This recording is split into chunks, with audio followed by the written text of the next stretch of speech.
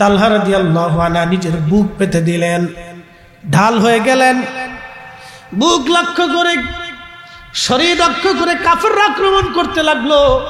একটা না, দুইটা না, ৭৯টা আঘাত হযরত তালহার শরীরে করা হলো।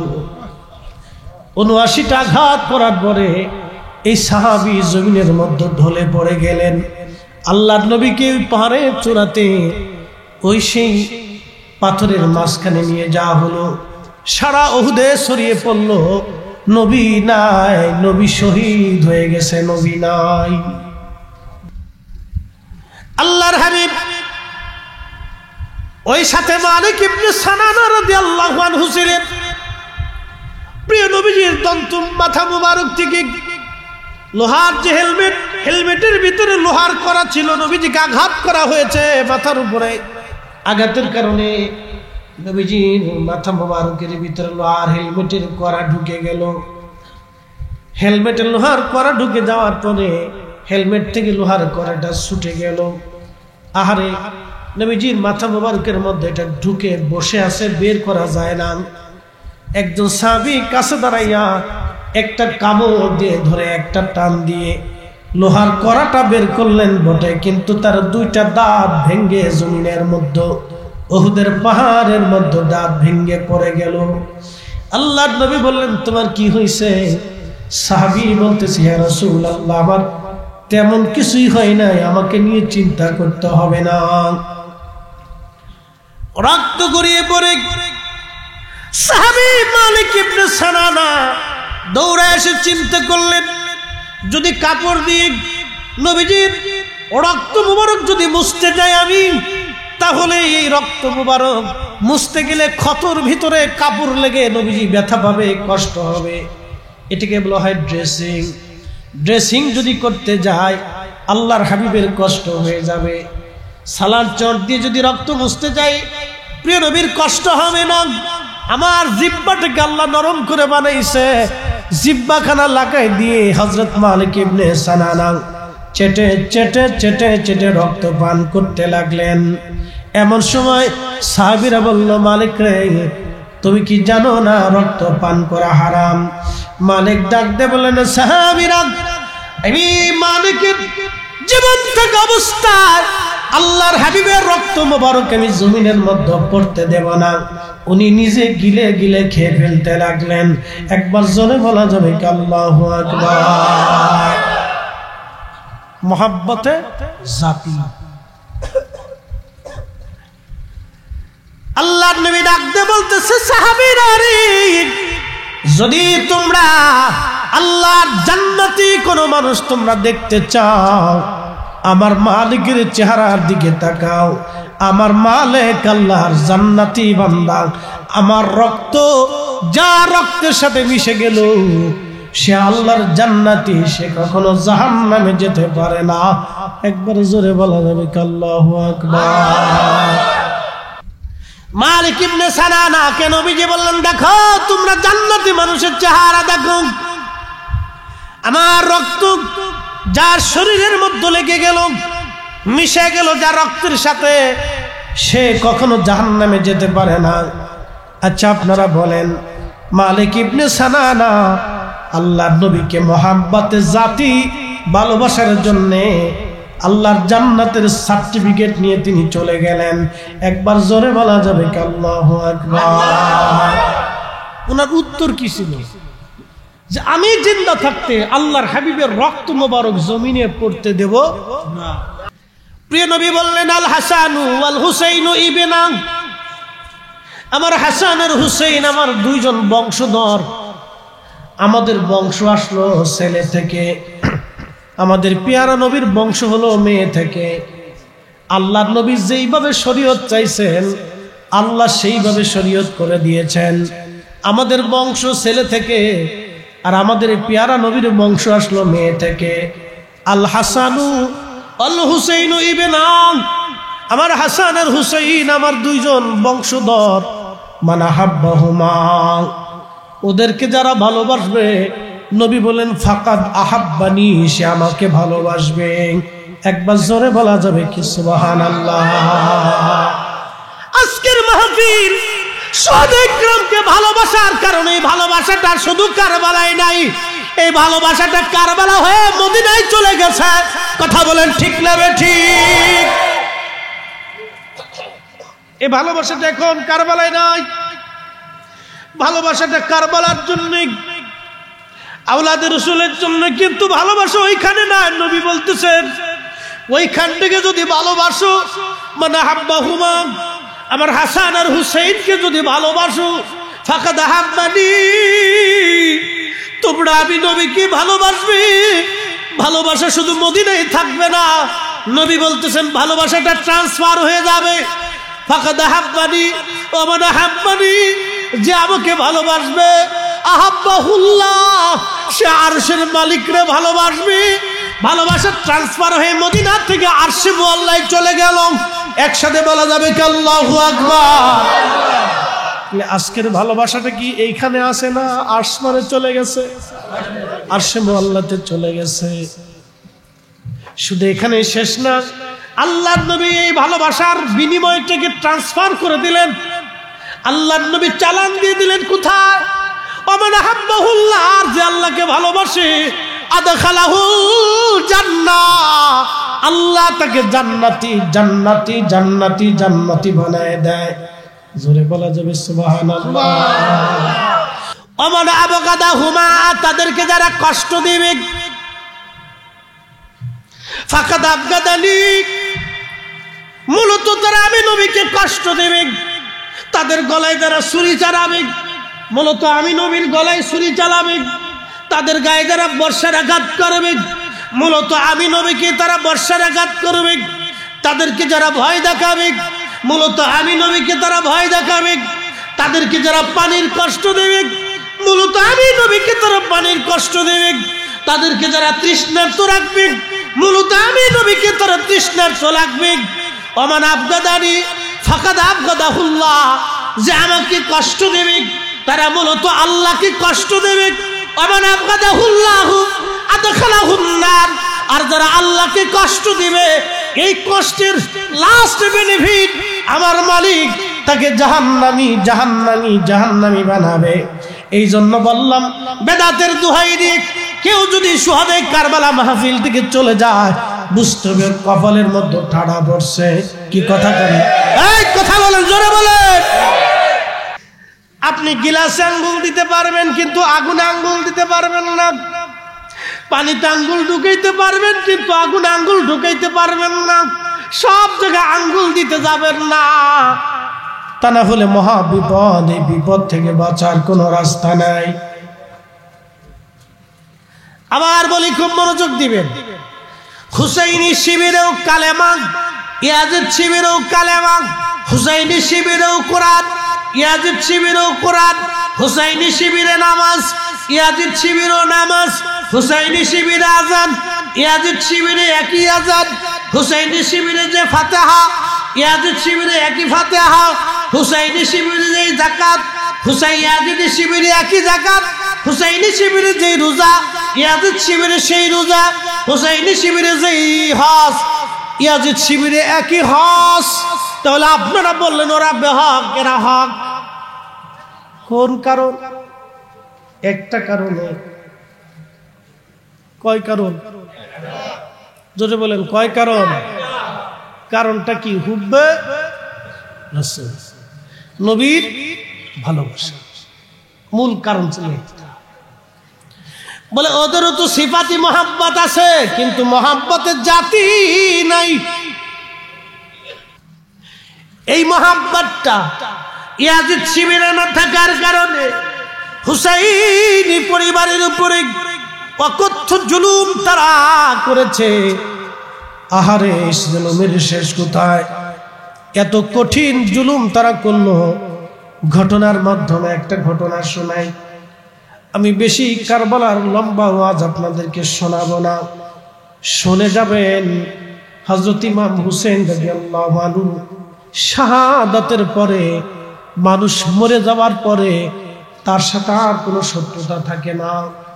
একটা কথা মনে রাখবেন, একটা মানুষ মারা গেছে, মরে যাওয়ার পরে তার সাথে আর কোনো শত্রুতা নাই। আপনি তার দুর্নাম করার কোনো প্রয়োজন নাই। তার বদনাম করার প্রয়োজন নাই। সে মারা গেছে, সে আল্লাহর কাছে চলে গেছে। এখন ফায়সালা যিনি করবেন তিনি আমার আল্লাহ। এই জন্য মরা মানুষের সমালোচনা করা নিষেধ। মনোযোগ দিবেন বাবাজি, খুব মনোযোগ দিবেন, কথাগুলি শুনে যাবেন। ইমাম হুসেইন শহীদ হয়ে যাবার পরে ওরা ক্ষান্ত হয় নাই, ওনার দেহ মুবারক থেকে মাথা মুবারক কেটে ফেলে দেওয়া হলো। আহা, একটু চিন্তা করবেন, মাথা মুবারক আলাদা করে ফেলা হলো, দেহ মুবারক আলাদা করা হলো, মাথা মুবারক বর্ষার আগে ঝুলাইয়া তারা আনন্দ করতে লাগলো। কারবালায় বিজয় আনন্দ করতে লাগলো, বিজয়ের আনন্দ করতে লাগলো। এমন একজনের মাথা মোবারক যার নানার কালেমার সাক্ষ্য দিয়ে তারা আজান দিল, যার নানার কালেমার সাক্ষ্যর কারণে তারা এই দুনিয়াতে হেদায়েতের রাস্তা খুঁজে পাইল, যার নানার কালেমার সাক্ষ্যর কারণে তাদের পূর্বপুরুষরা হেদায়েত পেয়েছিল। যেই ফোরাত নদী পানি তারা হুসাইনি পরিবারকে দেয় নাই, মনোযোগ দিবেন, এই ফোরাত নদী দুনিয়ার কোন নদী না। এই ফোরাত নদীর উৎসটা হলো আল্লাহর জান্নাত থেকে। যে একটা গাছ আছে, গাছের নাম হচ্ছে আপনার সিদরাতুল মুনতাহার বড়ই গাছ। এই বড়ই গাছের তলদেশ থেকে আর এক বর্ণনায় আসছে জান্নাতুল ফিরদাউস থেকে এই নহরটা এসেছে। একটা নদীর নাম ফোরাত, আর একটা নদীর নাম নীল নদ। এই দুইটা নদীর উৎস হলো আল্লাহর জান্নাত থেকে। একবার জোরে বলা যাবে আল্লাহু আকবার। এই নদীর ভিতর থেকে পানি শুকিয়ে যাবে, স্বর্ণের পাহাড় ভেসে উঠবে। এই স্বর্ণ নিয়ে পৃথিবীর মধ্যে যুদ্ধ শুরু হবে। যুদ্ধে 100 জনের মধ্যে 99 জন মানুষ মারা যাবে, মাত্র একজন মানুষ বেঁচে থাকবে। বর্তমানে যদি পানি শুকায় যায়, স্বর্ণের পাহাড় যদি ভেসে আসে, তাহলে মনে রেখে দেন বর্তমানে পৃথিবীতে মানুষ আছে 800 কোটি। এই 800 কোটি মানুষের মধ্যে যুদ্ধ বেঁধে যাবে। রাশিয়া আমেরিকা যুদ্ধ শুরু হবে। 2 বেল্ট, পৃথিবীর বেল্ট কিন্তু এখন 2টি। একটা হলো রাশিয়ান বেল্ট আর একটা হলো মার্কিন বেল্ট। যদি একবার আমেরিকার রাশিয়ার মধ্যে যুদ্ধ বেঁধেই যায়, তাহলে পৃথিবীতে বিশ্বযুদ্ধ বেঁধে যাবে, পারমাণবিক যুদ্ধ বেঁধে যাবে। যার যত পারমাণবিক অস্ত্র আছে, বোমা আছে, মারতে থাকবে। একটা পর্যায়ে পৃথিবীর বর্তমান সভ্যতা ধ্বংস হয়ে যাবে। আহা, কত মানুষ মরে যাবে তার কোনো হিসাব নাই। পৃথিবী ধ্বংসস্তূপে পরিণত হয়ে যাবে। আল্লাহর নবী বলেন, উম্মতে তোমরা শুনে নাও, এই নদী শেষ হয়ে যাবে। নদীর নাম কি? ফোরাত। নদীর নাম কি? আসছে কোথা থেকে? জান্নাত থেকে। একসাথে বলা যাবে আল্লাহু আকবার। ওই ফোরাত নদীর পানি শুকিয়ে যাবে, স্বর্ণের পাহাড় ভেসে উঠবে, পৃথিবীতে যুদ্ধ শুরু হবে। 100 জনে একজন বেঁচে থাকবে, 99 জন মারা যাবে। বর্তমানে মানুষ আছেন 800 কোটি। 100 কোটির মধ্যে মাত্র 1 কোটি বেঁচে থাকবে, 99 কোটি মানুষ মারা যাবে। তাহলে 800 কোটি মানুষের ভিতরে মাত্র সারা পৃথিবীতে 8 কোটি মানুষ বেঁচে থাকবে, বাকি সব মানুষ যুদ্ধ করতে করতে মারা যাবে। এই ঘটনাটা কিয়ামত আসার আগে ঘটবে দুনিয়াতে। ওই ফোরাত নদীকে কেন্দ্র করে, ওই ফোরাত নদীকে কেন্দ্র করে ঘটনা ঘটবে। ওই ফোরাতের তীরে হুসাইন অপেক্ষায় রইলেন, তার ছোট্ট বাচ্চাকেও সেই দিন পানি দেওয়া হয় নাই। আর এই ফোরাতের তীরে ওনাকে শহীদ করার পরে ওনার মাথা মোবারক আলাদা করে বেঈমানের দলেরা বর্ষার আগে বিদাইয়া আনন্দ মিছিল করতেছিল, বিজয় আনন্দ, বিজয়ের আনন্দ করতেছিল। দেহ মোবারক, জুব্বা মোবারক খুলে ফেললো। এই যে জুব্বা দেখেন, এই জুব্বাটা আজকের পোশাক না। আজকে এই জুব্বার ইতিহাস আপনাদেরকে বলে দিয়ে যাই। জুব্বার ইতিহাস আজকে শুনে যাবেন। এই জুব্বাটা কিন্তু আজকের পোশাক না, এই জুব্বাটা আদম আলাইহিস সালামকে যখন জান্নাত থেকে আল্লাহ দুনিয়ার মধ্যে পাঠাইলেন, জান্নাতি পাতা দিয়ে ওনার লজ্জা স্থান আবৃত করলেন। কিন্তু এটা কতদিন থাকবে? আল্লাহ রাব্বুল আলামিন আদম সফিউল্লাহর মাথায় একটা ব্রেন বুদ্ধি আল্লাহ পাক দিয়ে দিলেন। মেয়েদের জন্য প্রথম পোশাক হলো কামিজ এবং ওড়না। এই দুইটা পোশাক আদম আলাইহিস সালাম আম্মা জানের জন্য বানাইলেন। খুব মনোযোগ দিবেন, এটা আদম আলাইহিস সালামই পোশাক বানালেন, জুব্বা। হযরত ইমাম হুসাইন রাদিয়াল্লাহু আনহুর পবিত্র জুব্বা খুলে ফেলে দিয়ে ইয়াজিদ বাহিনী তার দেহ মোবারক আবৃত করে দিয়ে, জুব্বা খুলে ফেলে দিয়ে তার দেহ মোবারক বের করে নিয়ে তারা একটা দুইটা না 70টা ঘোড়া তারা সিরিয়াল করলো। আপনারা জানেন যুদ্ধের ঘোড়াগুলি, যে ঘোড়াগুলি মাল টানে অথবা কাজ করে অথবা যুদ্ধের জন্য দৌড়ের জন্য ব্যবহার করা হয়, এই ঘোড়ার পায়ের নিচে লোহা দিয়ে আপনার ব্যবহার করা হয়। পায়ের নিচে, খুরের নিচে লোহা ব্যবহার করা হয়, যাতে খুরটা ভেঙে না যায়, ছিঁড়ে না যায়, ফেটে না যায়, ঘোড়া যাতে পড়ে না যায়। যুদ্ধের ঘোড়াগুলি সিরিয়াল করে নিয়ে হুসাইন রাদিয়াল্লাহু আনহুর দেহ মোবারকের উপরে ইয়াজিদ শিবিরের সৈন্যরা দেহ মোবারকের উপরে ঘোড়া দাবড়াইতে লাগলো। ঘোড়ার পায়ে আঘাতে আঘাতে দেহ মোবারক থেকে গোশত চামড়াগুলি খসে খসে পড়তেছিল। কারবালার ময়দানের করুণ দৃশ্যটা দেখার পরে ফাতেমা রাদিয়াল্লাহু আনহার কন্যা, আরে জান্নাতের সদস্য হযরত জয়নব রাদিয়াল্লাহু আনহা ভাইয়ের এই করুণ অবস্থা দেখে সহ্য করতে না পেরে দৌড়ায় আসলেন।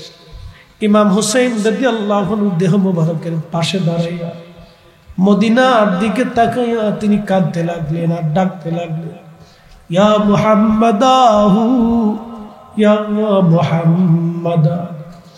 ওগো নানাজান, আপনি দেখেন আপনার হুসাইনের সঙ্গে আপনার উম্মত কেমন ব্যবহার করতেছে।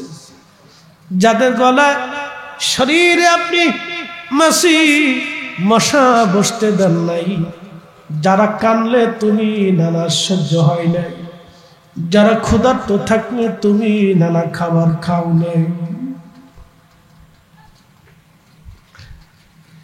ঠিক তখনই ইবনে আব্বাস আল্লাহর ঘরের সঙ্গে হেলান দিয়ে, কাবা শরীফের সঙ্গে হেলান দিয়ে তিনি ঘুমিয়ে পড়লেন আসরের নামাজের পরে। স্বপ্নের মধ্যে দেখলেন আল্লাহর নবীজি মক্কার দিকে দৌড়ায় দৌড়ায় আসতেছে। প্রিয় নবীজির হাত মুবারকের মধ্যে রক্ত দেখা যায়। আল্লাহর নবীর গা মুবারকে, জুব্বা মুবারকে ধুলাবালি লাগা, নবীজির চুল দাড়ি মুবারক এলোমেলো। নবীজি কাঁদতেছিলেন আর কাবার দিকে দৌড়ায় দৌড়ায় আসতেছিলেন। ইবনে আব্বাস বলতেছেন, ইয়া নবী আল্লাহ, জীবনে কোনোদিন আপনাকে এরকম কাঁদতে দেখি নাই গো নবীজি। আপনার গা মুবারকে ধুলাবালি কেন? আপনার চুল দাড়ি মুবারক এলোমেলো কেন? আপনার হাত মুবারকে রক্ত কেন? আপনি এইভাবে কাঁদেন কেন? কেন গো নবী দৌড়ায় মক্কার দিকে আসে? নবীজি ডেকে বলেন, ইবনে আব্বাস রে, মক্কায় খবর দাও, আমার হুসাইন আর দুনিয়াতে নাই রে। আমার হুসাইন কারবালায় শহীদ হয়ে গেছে। আমি নবীজি আমার হুসাইনের শাহাদাতের সময় আমি নবীজি কারবালায় হুসাইনের পাশেই ছিলাম। হুসাইনের রক্তগুলি, সাথীদের শহীদদের রক্তগুলি নিয়ে আমি নবীজি আল্লাহর আদালতে যাইতেছি। ইবনে আব্বাস রে, মক্কায় খবর দাও, আমার হুসাইন আর নাই, আমার হুসাইন কারবালায় শহীদ হয়ে গেছে। আখেরি সালাম লন ওহে নানা জান, আপনার হুসাইন যায় কারবালার ময়দান গো নানা, কারবালার ময়দান। কারবালার ময়দানে যাইয়া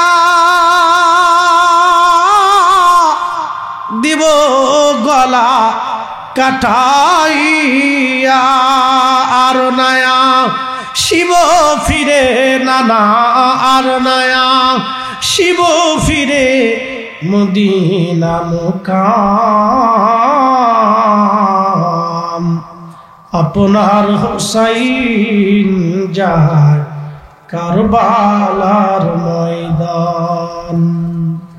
আখেরি সালাম লন, আখেরি সালাম লন ওহে নানা জান,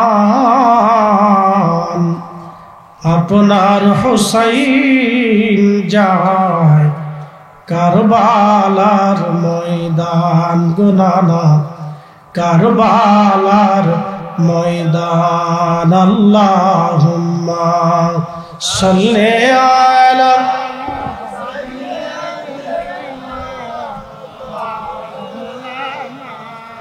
মুহাম্মাদ ওয়া আলা জবান খুলে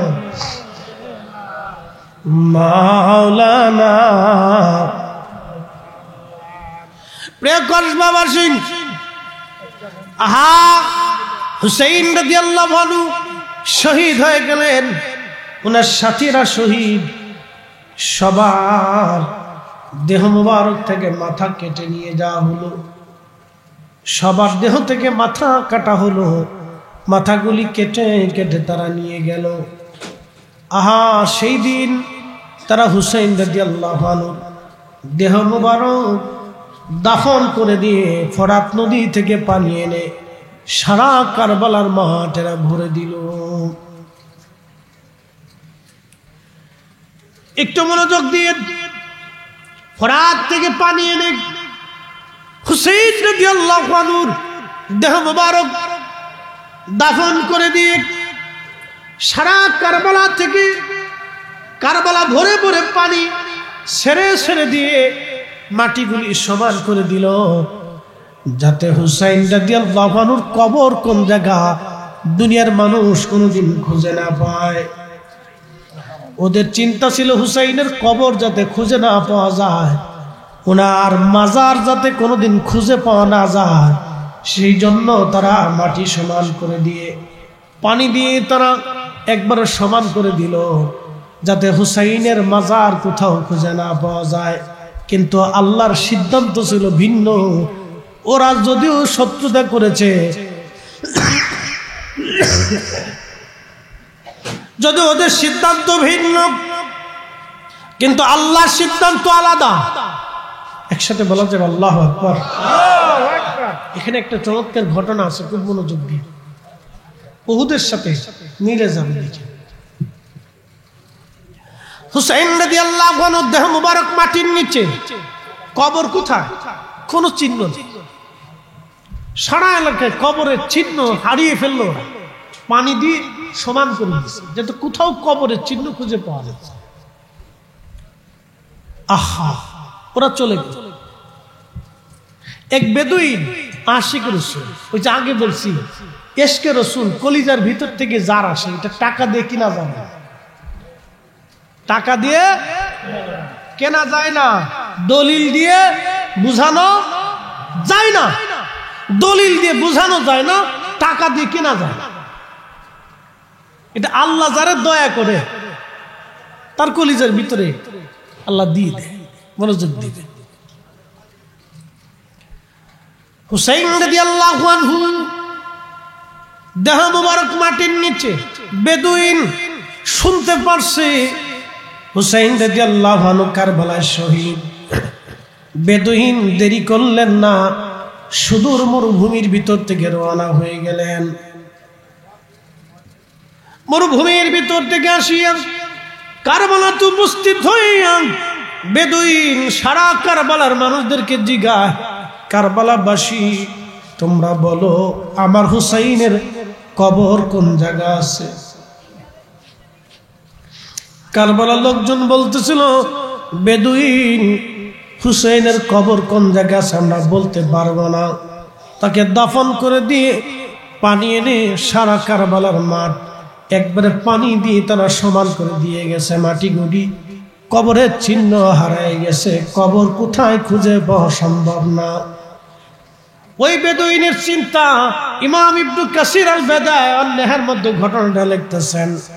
বেদুইনের চিন্তা আসলো, আমার হুসাইন জান্নাতের যুবকদের সর্দার, আল হাসানু আল হুসাইনু সাইয়্যিদা শাবাবি আহলিল জান্নাহ, সে জান্নাতের যুবকদের সর্দার। যেহেতু সে জান্নাতের যুবকদের সর্দার, সেহেতু তার কবর থেকে জান্নাতের ঘিরান আসবে, তার দেহ থেকে জান্নাতের ঘিরান আসবে, তার কবরের মাটি থেকেও জান্নাতের ঘিরান আসবে। চিৎকার মেরে জোরে বলেন আল্লাহু আকবার। ঠিক ঠিক 1450 বছর পরে উহুদে থেকে নবীর ঘিরান পাওয়া যায়। এখনো আমি তার নিজের সাক্ষী, দীর্ঘ সময় আমি সেই সুঘ্রাণ পেয়েছি। আল্লাহর নবী যেখানে চিকিৎসা নিয়েছিলেন, বিশ্রাম করেছিলেন, উহুদের পাহাড়ের ফাটা জায়গা থেকে, শুধু ওইখান থেকে 1450 বছর পর ঘ্রাণ আসে। ওই বদুর চিন্তা হলো, হুসাইন রাদিয়াল্লাহু আনহু যেখানে ঘুমানো, উনি জান্নাতের যুবকদের সর্দার, পেয়ারা নবীর দৌহিত্র, নবীদের শরীরের অংশ, ওনার শরীর থেকে জান্নাতের ঘিরান আসবে। একসাথে বলা যাবে কি ইয়া রাসূলুল্লাহ, জান্নাতের ঘিরান আসবে। উনি মাটি পরীক্ষা করতে লাগলেন, সারা কারবালা থেকে মাটি নেন, নাকের কাছে নিয়ে সুঘ্রাণ নেন, কিন্তু কোনো মাটির ভিতর থেকে সুঘ্রাণ আসে না। যখনই হুসাইন রাদিয়াল্লাহু আনহুর মাকবারা রওজা শরীফের কাছে যে মাটি নিলেন, নেওয়ার সঙ্গে সঙ্গে নাকে যখন লাগাইলেন, লক্ষ্য করলেন ওই মাটির ভিতর থেকে আল্লাহর জান্নাতের মিশকের ঘ্রাণ আসতেছে।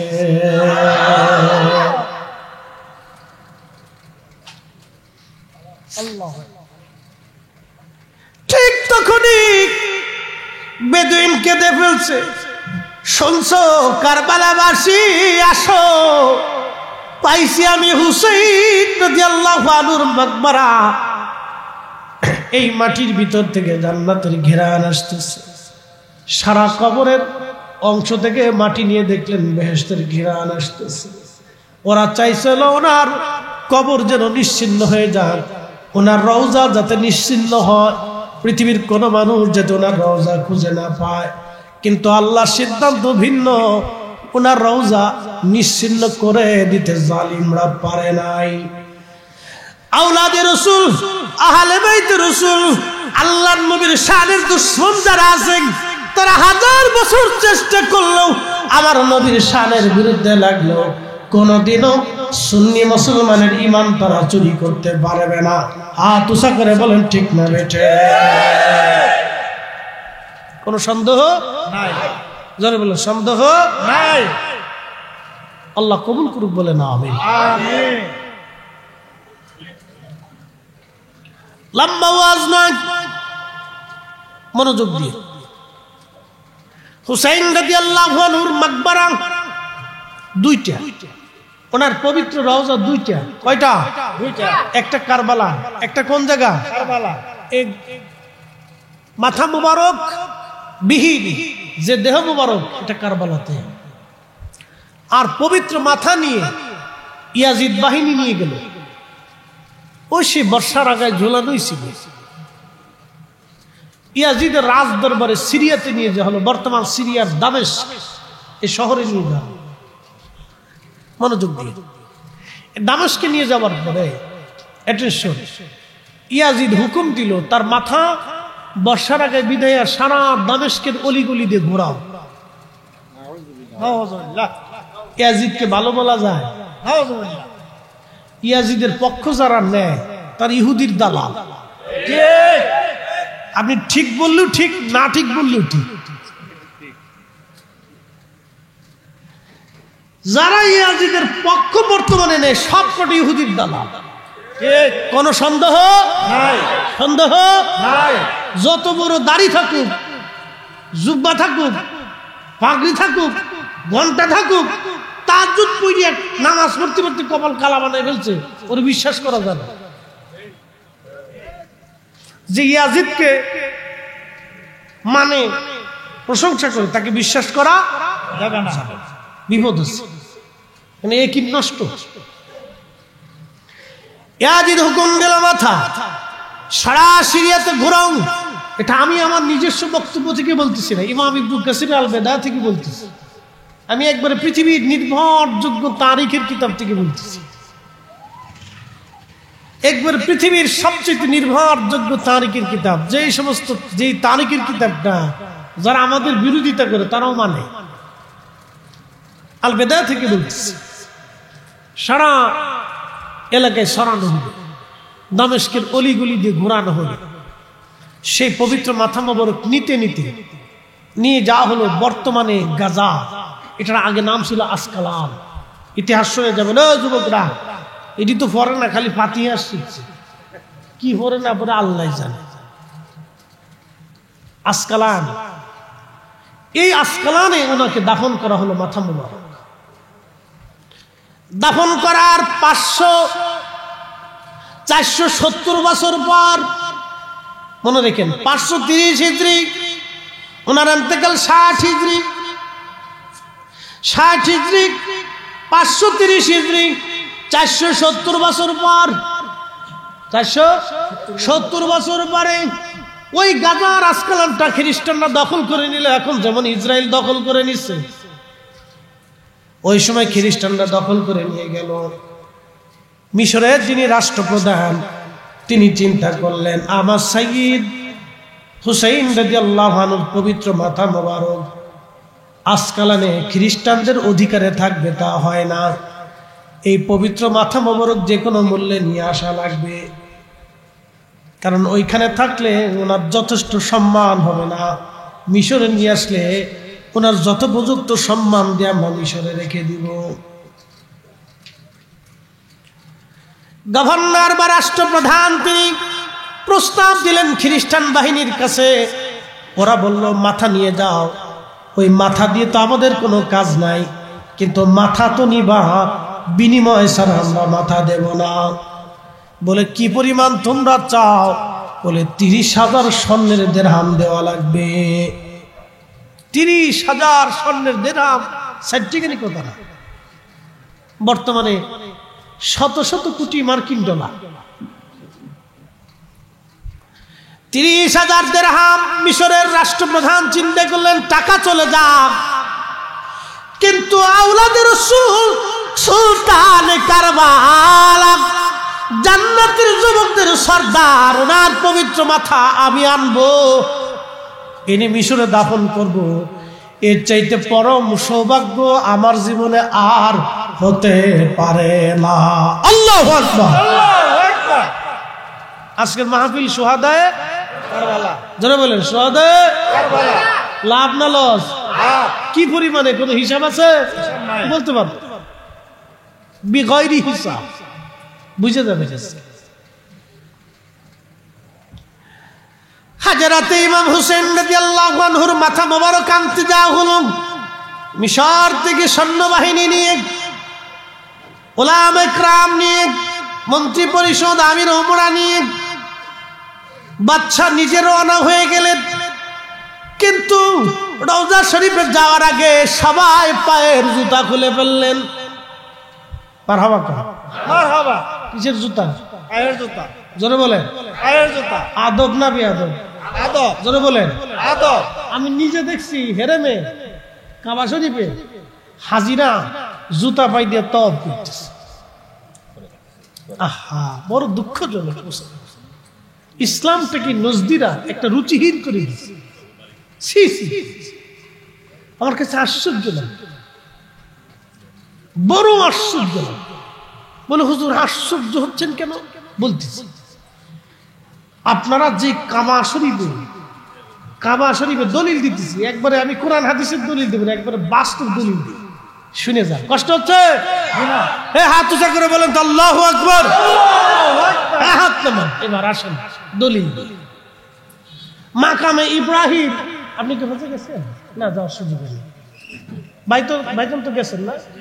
আচ্ছা, মাকাম ইব্রাহিম, দুইজন, আমার দুই ভাই আছেন, আরো আছেন যারা হজে গেছেন বা উমরা গেছেন বা চাকরি। মাকামে ইব্রাহিম, হযরত ইব্রাহিম আলাইহিস সালামের কদম মুবারকের দাগ সাপ পাথরের ভিতরে বসে গেছে। আর হুজুর করিম সাল্লাল্লাহু আলাইহি ওয়াসাল্লামের কদম মুবারকের দাগ পাথরের ভিতরে। মেরাজে যাওয়ার সময় বাইতুল আকসাতে যে পাথরের উপর কদম রয়েছিলেন, সেই বাইতুল আকসার পাথর এখনো বাইতুল আকসাতে আছে। মারহাবা কর। সেই পাথর থেকে আমাকে, যিনি আমার সাথে ছিলেন একজন মাওলানা, তার সিলেটে বাড়ি, তার নাম খাজা মাইনুদ্দিন আহমদ জালালাবাদী, উনি ওনার মামা বলি, তো বলতেছে, মামা আজকে উহুদে এইখানে যে সুঘ্রাণটা আমি পাইছি, আল্লাহর কসম আমি সেই সুঘ্রাণটা বাইতুল আকসাতে নবীজির এই কদম মোবারকের সাপ থেকে পেয়েছি। আমি বললাম, মামা তাহলে আমাকে বাইতুল আকসাতে নিতে হবে। নিয়ে যান। সেখান থেকে একই রকম সুঘ্রাণ আমি পাইছি, আজকে উহুদে যে সুঘ্রাণ পাইছি, উনি এর আগে যাই নাই কখন। তো ওই দিন রাত্রিবেলা আমার কেন জানি মন শুধু বারবার টানতেছে। আমি বললাম যে চলেন না, এখন রাত হয়েছে, একটু ওদের ওইখান থেকে ঘুরে আসি। কত জায়গা দোয়া করছি, তা আল্লাহ রসুল এখানে বিশ্রাম করছিলেন, তো এখানে বসে দোয়া। তা আমার সাথে আরো 2-3 জন হাজি, সবাই আলেম। তাহলে ঠিক আছে, তাহলে চল। ওইখানে যেই সুগ্রামটা পাই, তখন মনোযোগ দিল। এটা শোন, কথাটা খুব গুরুত্বপূর্ণ। ইব্রাহিম আলাইহিস সালামের কদম মুবারকের সাপ, এটার নাম মাকামে ইব্রাহিম আলাইহিস সালাতু ওয়াস সালাম। এখন এখানে আরো হাজিরা আছেন, বলেন মাকামে ইব্রাহিম, ওখানে ইব্রাহিম আলাইহিস সালামের মাকাম। এর অর্থ হলো ওই পাথরের উপরে পা রেখে ইব্রাহিম আলাইহিস সালাম কাবা ঘরের পাথর গাঁথতেন, আর ইসমাইল আলাইহিস সালাম পাথর এনে এনে দিয়েছেন, আর ওই পাথরের উপরে পাড়া দিয়ে এই পাথর অটোমেটিক ভাবে উপরে উঠে যাইত। হ্যাঁ না, ওই যে আরো জোরে আমাদের লিফট, এটা বিজ্ঞানের যন্ত্র দিয়ে টেনে উঠানো হয়, আর ইব্রাহিম আলাইহিস সালামের লিফট কদম মুবারকের সাপ মাকাম ইব্রাহিম, এটা অটোমেটিক উঠতে থাকতো, নামতে থাকতো। আরো জোরে বলে, হ্যাঁ না, আরো জোরে বলে। তেলের গাড়ি তেলে চলে,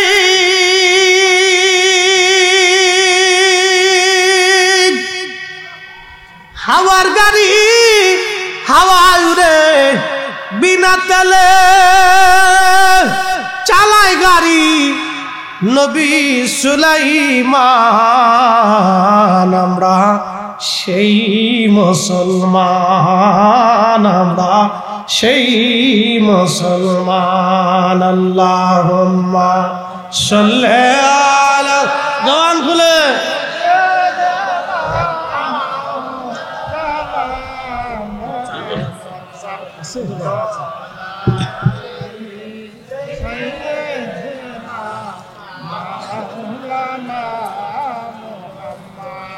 আপনাদের মনে কষ্ট হইতেছে, দুরুদের আওয়াজটা দুর্বল লাগতেছে। বাবাজি এই আওয়াজটা এখানে থাকে না, এটা মদিনায় চলে যায়। মদিনায় কোথায় চলে যায়? মদিনায়। জানি এটা গরমের কারণে শারীরিক দুর্বলতা আসে। রাত তো কম হয়েছে না, 12:30 বাজে, ওয়াজও কম হয়েছে না, 1.5-2 ঘন্টা চলে। কেমনে চলে গেছে আমি নিজেও জানি না। একসাথে বলবেন না মারহাবা? ওয়াজও কিন্তু কম হয়েছে না, প্রায় 1.5-2 ঘন্টা চলতেছে।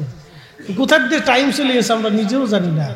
গরমের ভিতরে আপনারা বসে রয়েছেন, এটা টাকার জন্য না, এটা আল্লাহর এবং সোহাদে কারবালার মহাব্বতে বসে রয়েছে। এটা নির্ভেজাল মহাব্বত। কি ভেজাল? জোরে বলেন। যে চোখে পানি আসছে, এটার ভিতর ভেজাল আছে? নামাজ পড়ছেন, ভেজাল থাকতে পারে। বলে ভেজাল কেমন? ইখলাসের ভেজাল। রোজা রাখছেন, ভেজাল থাকতে পারে। ওই মুখে ফাঁসা কথা আইছে, বা মিশে কথা কইছেন, বা কারো গালি টালি দিচ্ছেন, বা কারো গিবত করছেন, ভেজাল হইতে পারে।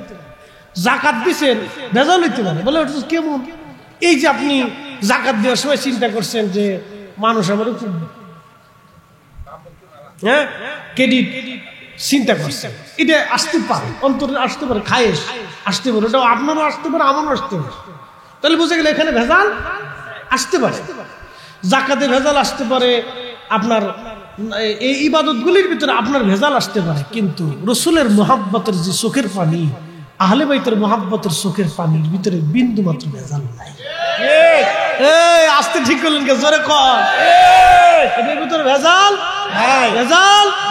এই জন্য এই পানি দিয়ে আল্লাহ 8টা 7টা জাহান্নামের আগুন কাল্লা নির্বাই দিবে। বিরাট বড় দামি, আজকে ব্যাখ্যা করে বুঝাই দিয়ে, বিরাট দাম। এটার দাম আর ওজন আপনি নিজে মাপতে পারবেন। সারা পৃথিবীর সমস্ত সৃষ্টির পানি এক পাল্লায় দিবেন, আর আল্লাহ রসুলের মোহাম্মতের চোখের পানি আর এক পাল্লায় দিবেন।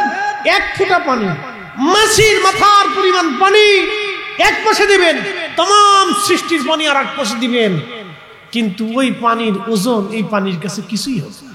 সুবহানাল্লাহ, এত দামি পানি, এত ওজনওয়ালা পানি। এটা মনে রাখবেন, এটা বিফলে যায় না বাবা। জবান খুলে দেন, একসাথে জবান খুলে পড়ি আল্লাহুম্মা সাল্লি আলা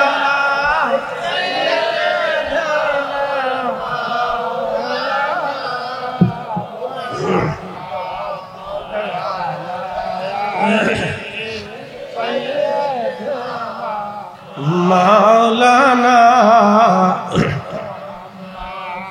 বন্ধুগণ আমার, হযরত ইব্রাহিম আলাইহিস সালাতু ওয়াস সালামের সেই পা মুবারকের দাগ এখনো সেই পাথরে লেগে আছে। আপনারা বলেন, উনি যে খোদার ঘর গেঁথেছিলেন জুতা পায়ে দিয়া না খালি পায়? খালি পায়। জোরে বলেন, খালি পায়। আরো জোরে, খালি পায়। জোর হয় না কেন? খালি পায়। উনি মুসলমান জুতা পায়ে দিয়ে ওই ঘর তাপ করুন, লজ্জা করা উচিত।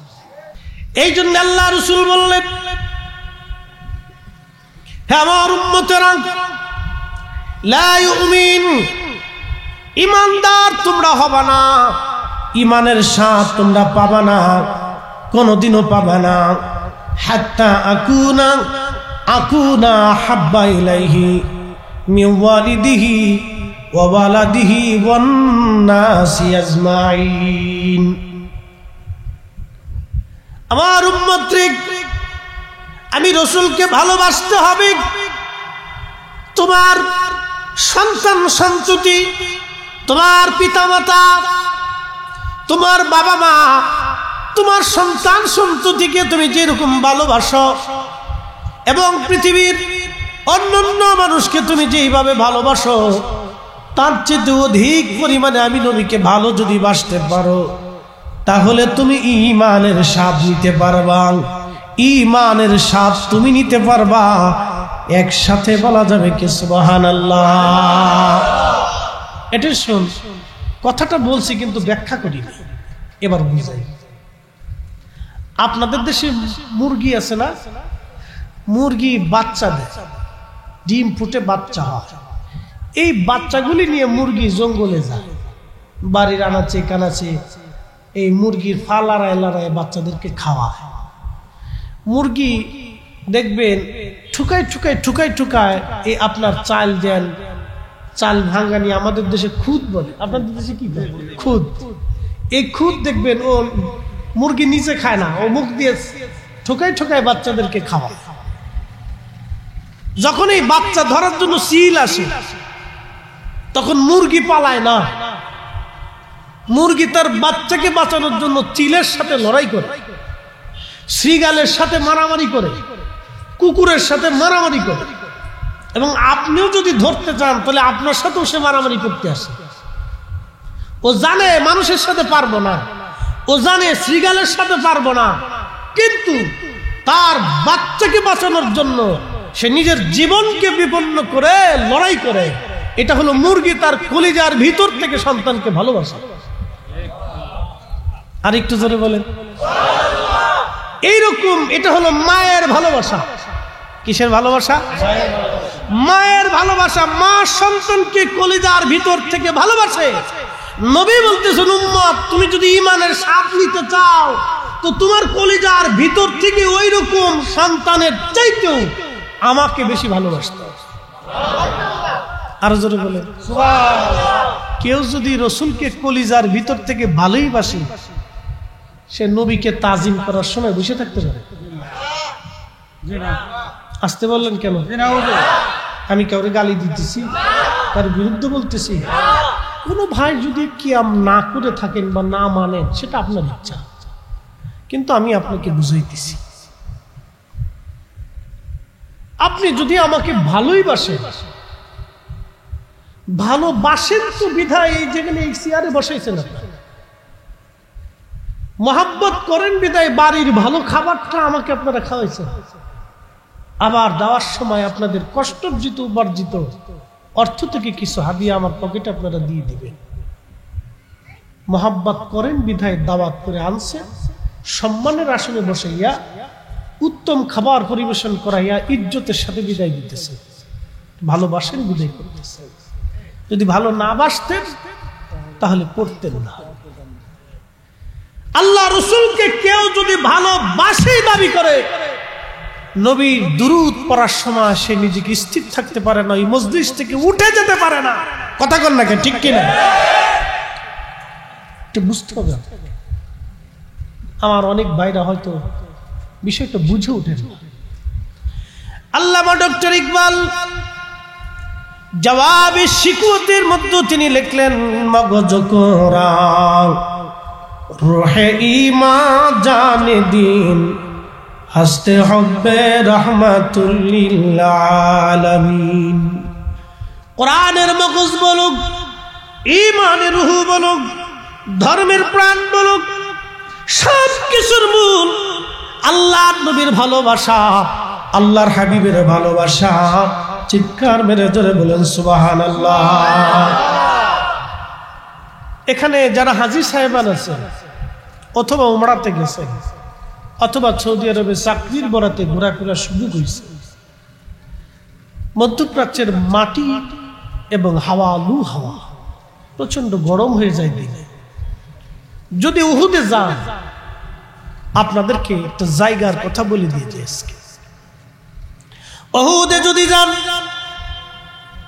পাহাড়ের পাশে একটা ছোট্ট মসজিদ এখনো পরিপূর্ণ মতো করা হয় নাই। তুর্কিরা পাথর দিয়ে গেঁথে কোন রকম জায়গাটা চিহ্নিত করে রাখছে। মসজিদের আপনার মেহরাব করে রাখা হয়েছে। ওই ছোট্ট মসজিদে নবীজি আসরের নামাজ পড়লেন, জোহরের নামাজ পড়লেন। আসরের নামাজের পরে কাফেররা নবীকে আক্রমণ করলো। হুজুরের দন্ত মোবারক ওই মসজিদের ওইখানে শহীদ হলো, উহুদের পাশে একবারে সাথে। অনেক এই আপনার মুআল্লিমরা নেয় না, খরচা হবে, সময় ব্যয় যাবে, এই জন্য ওরা নেয় না। এটা যদি আপনারা সুন্নি আলেমদের সাথে যান, তো ওরা আপনাদেরকে খুঁটে খুঁটে দেখাবে এখানে দন্ত মোবারক শহীদ হয়েছিল। তখন আপনার কাছে একটা আত্মতৃপ্তি লাগবে, যে ভালো লাগবে যে এখানে জায়গাটা দেখলাম। আপনার কাছে কষ্ট লাগবে, ব্যথা লাগবে। এই রাসূল কারীমের স্মৃতি বিজড়িত জায়গাগুলি দেখলে আপনার কাছে একটা আত্মার একটা প্রশান্তি আছে। প্রিয় উপস্থিতি, এর কোনো ব্যাখ্যা নাই। বাস্তবতায় না গেলে বুঝবেন না এটা কি। এই জন্য আল্লামা ইকবাল বললেন, কোরআনের মগজ বলো, ঈমানের রূহ বলো, ধর্মের প্রাণ বলো, সব কিছুর মূল আল্লাহর নবীর ভালোবাসা। কবি কাজী নজরুল ইসলাম, বাংলার কবি, কত চমৎকার করে সুন্দর করে তিনি লিখলেন, আল্লাহকে যে পাইতে চায় হযরতকে ভালোবেসে, আরশ কুরসি লৌহ কলম না চাহিতেই পেছে সে। আল্লাহুম্মা সাল্লি আলা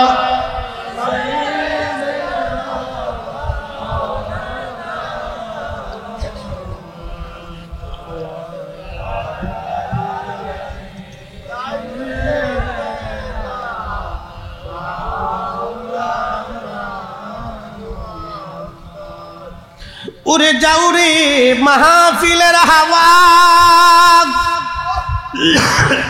যাও রে উড়ে মদিনায়, আমাদের দুরূদ দিও নূর নবীজির পাক রওজায় আল্লাহুম্মা সাল্লি আলা মাশাআল্লাহ মুহাম্মদ ওয়া আলা আলি সাইয়্যিদিনা।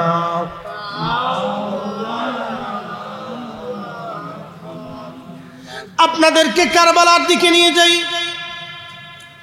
চরম একটা বাস্তবতার সামনে আজ আপনাদেরকে দাঁড়া করাবো, খুব মনোযোগ দিবেন।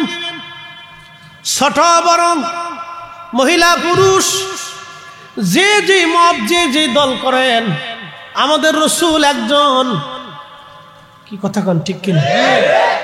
রাসূল আমাদের একজন, আমরা এক নবীর উম্মত। কথা বলেন ঠিক কিনা? মুহাম্মাদুর রাসূলুল্লাহ সাল্লাল্লাহু আলাইহি ওয়াসাল্লাম। উনি সব নবীদের সেরা, কোনো সন্দেহ আছে? উনি আল্লাহর হাবিব, কোনো সন্দেহ আছে? উনি মেহশরের কঠিন মাঠের মাকাম মাহমুদ ওয়ালা, কোনো সন্দেহ আছে? উনার হাতে হাউজে কাউসারের ভিয়ালা, কোনো সন্দেহ আছে? উনি সৃষ্টির সেরা, কোনো সন্দেহ আছে? উনি আল্লাহর পরেই মর্যাদা ওয়ালা, কোনো সন্দেহ আছে? কোনো সন্দেহ। মনোযোগ দিয়ে আপনাদেরকে এক জায়গায় নিয়ে যাচ্ছে, শাহাদাতে কারবালার মাঠ। সকাল 10ই মুহররম ইমাম হুসাইন রাদিয়াল্লাহু আনহু শিবিরে আযান করল, আশহাদু আন্না মুহাম্মাদার রাসূলুল্লাহ।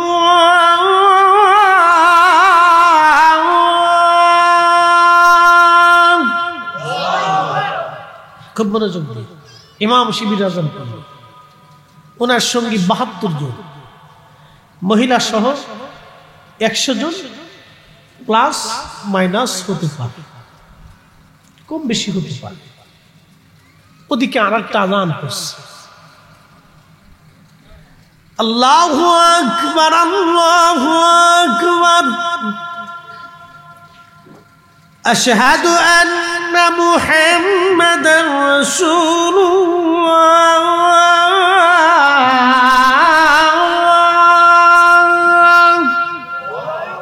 মনোযোগ দিয়ে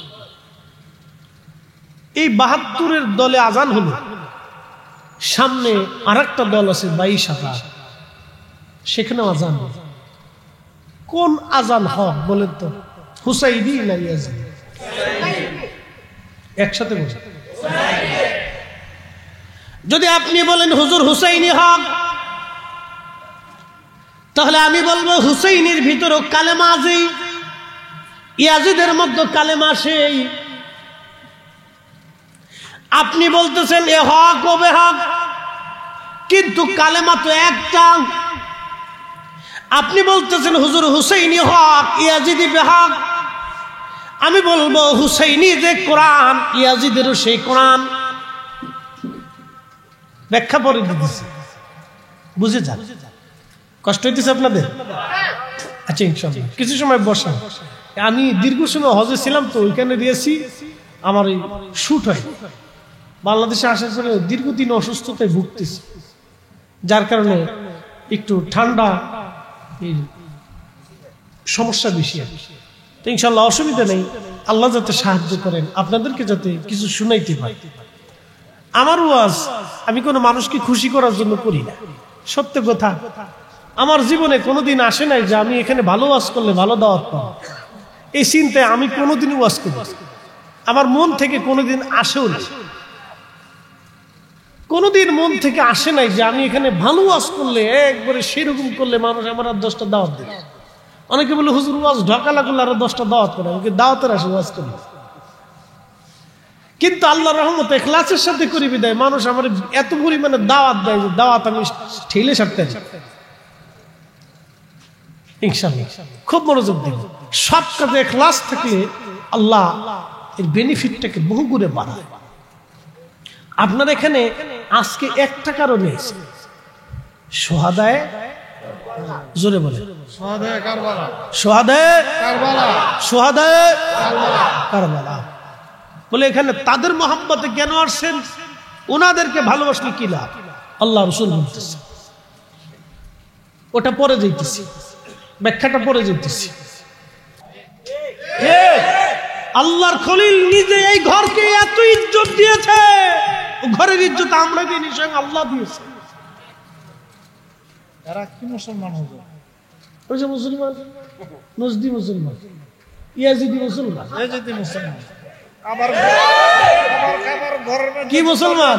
এজিদি মুসলমান, এরা কথা কন না, এজিদি মুসলমান, এজিদি এজিদি। তার মধ্যে হুব্বি রাসূল নাই, আদব নাই, কথা কন না কেন? কি মুসলমান? এজিদি মুসলমান। বুঝতে পারছেন এবার? এই হক কথা কইলে অনেকেই কবেন যে হুজুর আমাদের বিরোধিতা করতেছে। না হুজুর, বিরোধিতা করতেছি না তো ভাই, হ্যাঁ বোঝার জন্য বলতেছি, ঠিক বোঝানোর জন্য বলতেছি। রওজা শরীফে 3 প্রকারের হাজি, মদিনাতে রওজা শরীফে ঢোকার সময় 3 প্রকারের হাজি দেখবেন। 1 প্রকারের হাজি সেলফি হাজি। কি হাজি? কি হাজি? পুরো সর্বনাশ, সে সেলফি তোলার লেগে পাগল হয়ে গেছে। আমি একটাকে দেখতেছি ভিডিও করে, সে দেখাইতেছে আর জোরে জোরে বলতেছে রওজা শরীফ, পাকিস্তানি মনে হচ্ছে। আমার কাছে বলতেছিল জুতা দিয়ে বাইরে রওজা শরীফের এখান থেকে বের করে আল্লাহ হাবিবের রওজা মোবারকের পাশে। আমি চিন্তা করলাম এখানে আল্লাহ হাবিবের রওজা মোবারক। আহা, এই হাজিরা নিজেরও বুঝে না যে কোথায় দাঁড়াইছে।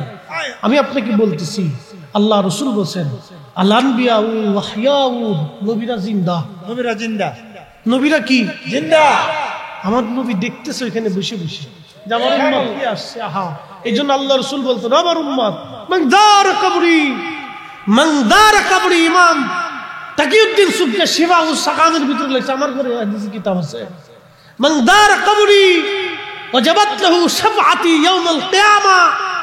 যে দুনিয়াতে আমার রওজা শরীফ জিয়ারত করলো, কিয়ামতের মাঠে তাকে সুপারিশ করা আমার জন্য ওয়াজিব হয়ে যায়।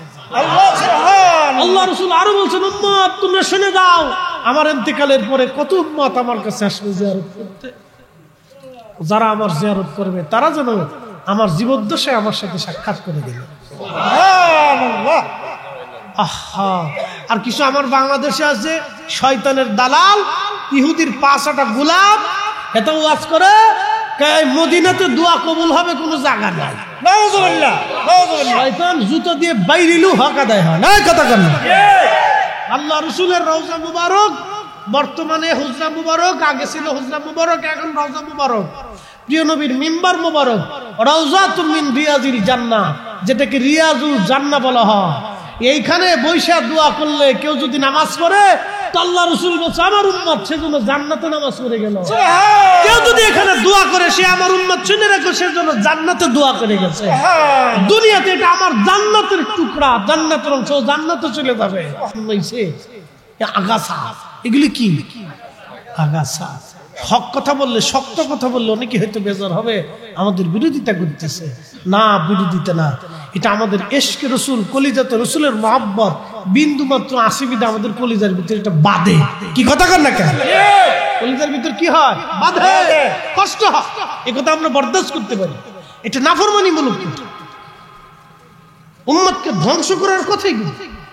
1000 বছর ইবাদত হবে, কোটি বছর ইবাদত হবে, যদি আল্লাহ রসুলের করিমের শানের চুল পরিমাণ খেয়ানত করেন, বেয়াদবি করেন, তাহলে আপনার জীবনের ইবাদত বরবাদ হয়ে যাবে। শেষ। রওজা শরীফে আরেক প্রকারের হাজি পাবেন। এ হাজি শুধু সালাম দিয়ে চলে যায়, কিন্তু কোনো অনুভূতি নেই, অনুভূতি নেই। সে বুঝে শরীফে আসছি, নবী মরে গেছে, সালাম দিয়ে চলে যায়, আসসালাতু ওয়াসসালামু আলাইকা ইয়া রাসূলুল্লাহ, এরকমই বলে আসসালাতু ওয়াসসালামু আলাইকা ইয়া রাসূলুল্লাহ। আবার কিছু হাজি আছে রওজা শরীফ ঢোকার সময় সে অঝর দ্বারা কান্না করতে থাকে, আহারে আমি এমন একটা জায়গা আসছি, রাহমাতুর নবী রওজা মুবারক, যেখানে আল্লাহর নবী ঘুমায় রয়েছে, আমার দেখতেছে। সে কাচুমুচু হয়ে ভয় পায়। এদেরকে দেখলে ওই পুলিশ আর দেশের মতো আরা মনে করে বেদাতি, বুঝছেন? শুনে যান আছে, দেখলে কান্না করলো কে বেদাতি। আমরা রসুলের মহব্বত করলে আমরা হইছি বেদাতি, আর ওরা সেলফি তুললে ওরা হইছে দাতি। কি কথা কন না কেন? আমরা বেদাতি আর ওরা হলো দাতি। ওখানে দাঁত জ্বালাইছে আর আমরা দাঁত হইছে।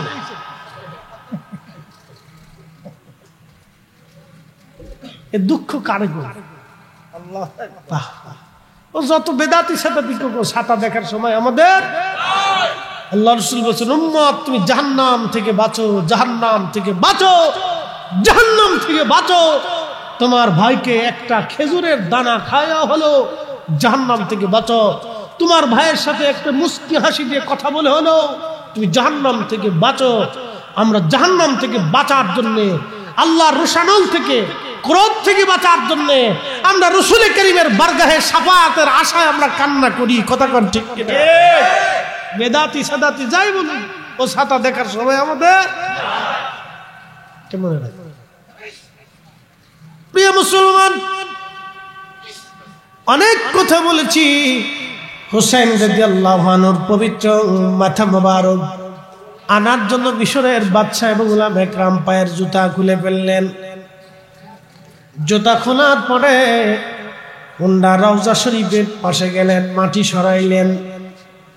মাটি সরাইয়া যখন মাথা মোবারক বের হয়ে আসলো, অ্যাটেনশন, 470 বছর আগে, 470 বছর আগে যেইভাবে ওনাকে দাফন করা হয়েছিল, 470 বছর পরে ওইভাবেই আছে।